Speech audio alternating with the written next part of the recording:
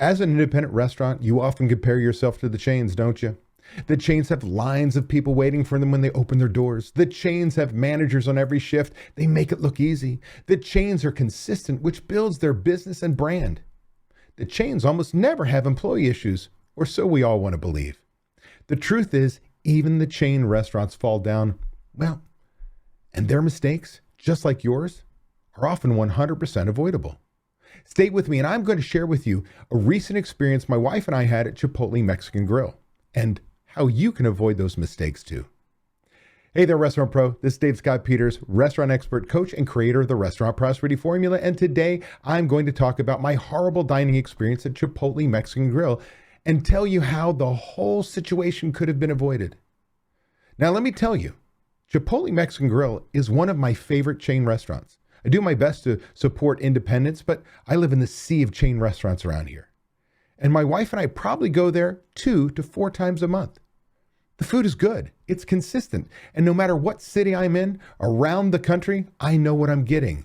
That's why so many of the chain restaurants so exceed sales expectations that we'd love to have in our own restaurants because of that consistency.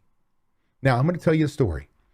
It is literally Christmas week, and I've got to get some things done. I've got a noon Zoom. So I said to my wife, Sue, I said, hey, do you want to go to lunch? We could grab something. Let's go to Chipotle because we leave at 10:30. We can be there by 10:45 when they open because I've got a noon Zoom. So if I say that to my wife, she's all, let's go, right? Because we're going to one of our favorite places when it comes to a very consistent experience and meal. Well, I'm going to tell you this. We get there at 10:45. And looking in the window, the door is closed and locked. There was one guy standing there, looked like he was checking his watch or whatever. We check the door, it's locked, and we wait. And we can see a scramble through the glass windows. Like there's a scramble. It looks pretty chaotic. Now I'm thinking, well, they're not ready, right? We all know that look. And everybody's scrambling, but they're not making an attempt to come to the door. It's 10:45. Sign on the door says we open at 10:45. Next thing you know, a line starts forming. It's a holiday week. People are out of school. They're off of work early, whatever it may be. Like a line is starting to form. We're waiting there so long, at least 10 minutes goes by, and a couple dudes walk up and they check the door. Like we're idiots standing at the front door. We're not all going to walk in. But they verify it's still closed. Sure enough. It is probably 10:55, maybe close to 11 when they finally open the doors. So now, we get in there, and I can tell you, you as an operator, that very first thing you think about is, do I make my guests wait at the door or do I let them in and wait there? Well, in a quick service situation, I'd much rather them wait at the door. I'd rather you get disappointed and little upset waiting at the door because once you're in, you have a different set of expectations. So I don't fault the manager for that. I think I would have done the same thing. Now, with that said, we're now first, second, third. We're the second and third person in line. And if you know Chipotle, you go into line and you're right into order mode, right? Do you want a bowl or you want a burrito? Is it for here or to go? And we start the process. Well, the first person through clearly had a new employee in front of them. You could see them fumbling, making mistakes, asking questions. Is this the right whatever? Turning back to the cook line. Like, not going so smooth to a point where there's nobody on the line helping her. And she's going down. Next thing you know, she makes this burrito. It looks like a mess. She doesn't fold it over. You know the experience, right? It's open on the end. What does she do? She gets another piece of tinfoil so that she can wrap it up because she screwed up. She's that kind of new. Well, finally, somebody comes to the register, takes care of him, and she comes down and asks my wife and I what we want. We go through the process. We order. We get our way to the sides, or the toppings, I should say, and we make our way to the register. At this point in time, we order a bag of chips, and we happen to like a side of sour. Now, it's not really sour cream. It's their sour cream sauce, dare I say, but it goes really well with chips. For some reason, when the kids were little, we did this, and now it's what we do. And so pay for the meal. My wife takes everything, and she goes to get drinks, and I go, hey, we still need a side of sour. And the other young lady who's back there says, yeah, I know. And here comes another dude walking from the back with a sleeve full of portion cups.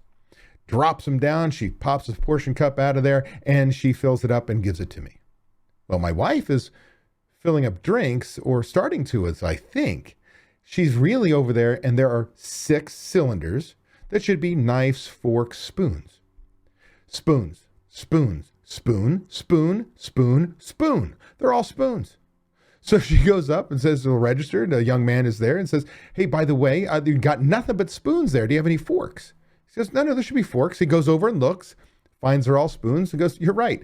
Goes in, and the door that opens up in the pass, if you will, right? The single swinging door. She can see him, and he looks at a box, leans in, looks at it, and goes, nope, we don't have any. Okay. So she's going to be eating her bowl with a spoon today. Then she goes to get iced tea. There's no iced tea. So she goes back up, sees a woman at the register, and says, hey, do you know you've got no iced tea? And her answer was, we're aware. Now, she thinks that could have been the manager, as a matter of fact. We're aware. What a great customer experience. Oh, I'm so sorry. We're working on it. We'll have it out there in a second. Tell me where you're seated. I'll let you know. No. We're aware. Now, you can tell that this whole team was stressed. They're still running. They're still behind the 8 ball. We go outside. We eat outside because I'm in Phoenix, Arizona area, and Peoria to be exact, and it's beautiful out. It's 65, 70 degrees. We sit out at a table, and I look around as the birds are feeding all around us. You could clearly see that the patio was not set up properly. None of the tables were wiped down. Every soda ring from a drink and, dropped rice or cheese, whatever all over the tables. Still there. We find the cleanest dirty table, sit down. And I make mention to my wife, look, nobody's done this. And then I take a bite of my burrito and I get the crunchy rice. Why? Because you can't speed up cooking rice. But because they were so behind, they forced it through. Now, it's a rarity I get crunchy rice, but it happens from time to time at Chipotle. But I'm going to tell you right now, it just added on. It lumped on to all the things that were going wrong. Now, at this point in time, we're eating, we're talking. All we can do is talk about. All we do is talk about what's going on today. Because why? Because what I do for a living, right? And she's been in the restaurant business. I mean, we just talk about what's going on. Well, it's this point in time, I finish most of my burrito and I need another soda. And so I ask my wife, do you want me to see if there's any iced tea? Sure. I go in to get my soda, go to the iced tea. It is still empty. Nothing's moving. And they're still running around chaotic and crazy. Still have a line. It wasn't going to happen. Well, by the time we finish our meal, we get up. And if you know Chipotle, they've got these cylinder kind of metal work, if you will, to put your tray, your baskets, and underneath it is a garbage can. Really plain to see. Well, we go over to drop our stuff in the garbage can. You're never going to guess what's not there. That's right, a garbage can.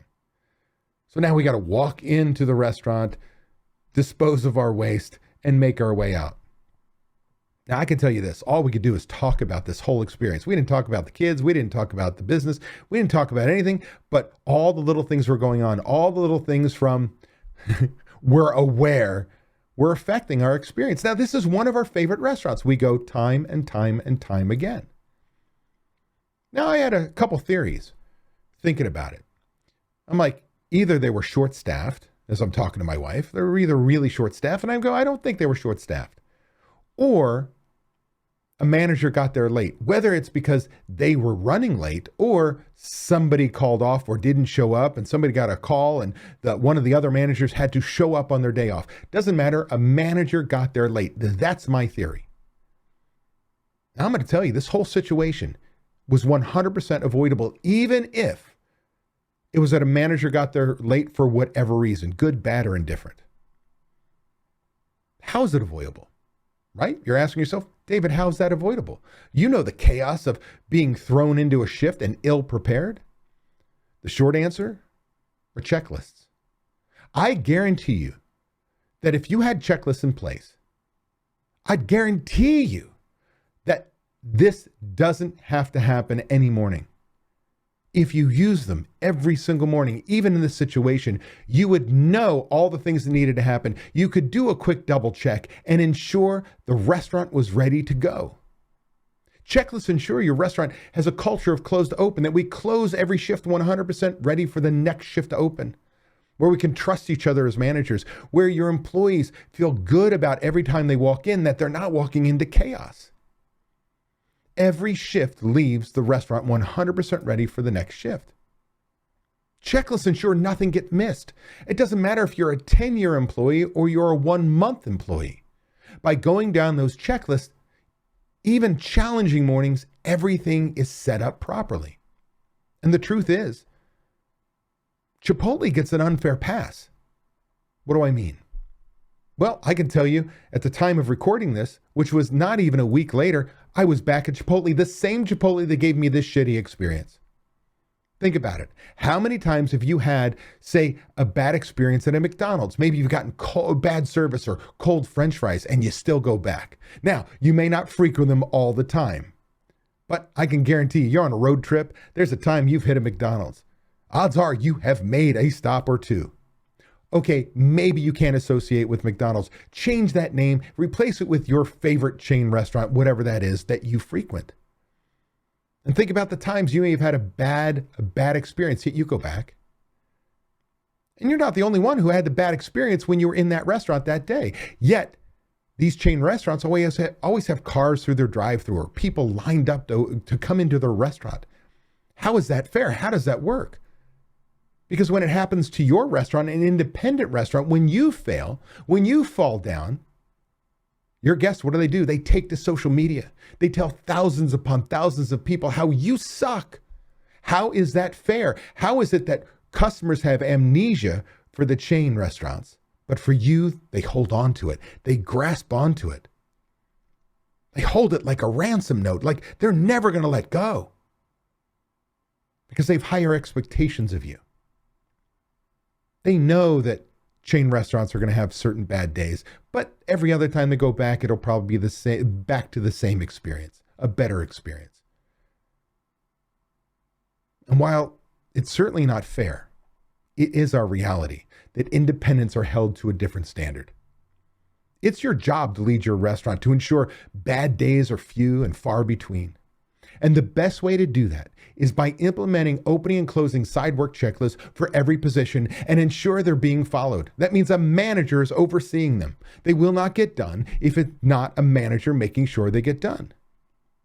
See, when you do, dining experience like this, the one that I shared about my wife and I, well, they're not going to happen in your restaurant.